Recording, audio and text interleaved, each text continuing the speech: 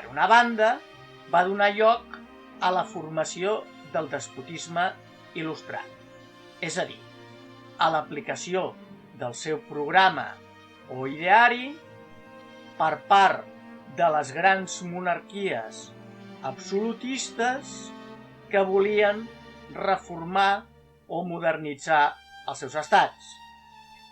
Els monarques absoluts il·lustrats o dèspotes, com Caterina II de Rússia, Frederic II de Prússia o Carles III d'Espanya, introduïren reformes econòmiques i socials per modernitzar els seus regnes.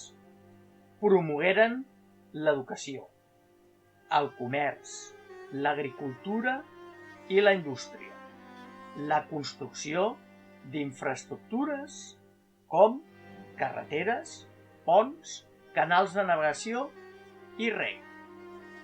Però, en cap cas, es plantejaren la reforma política, la fi de l'absolutisme monàrquic i el canvi social, entès com la fi de la societat estamental, per raons òbvies, doncs eren els fonaments de l'antic règim, l'absolutisme i la societat estamental.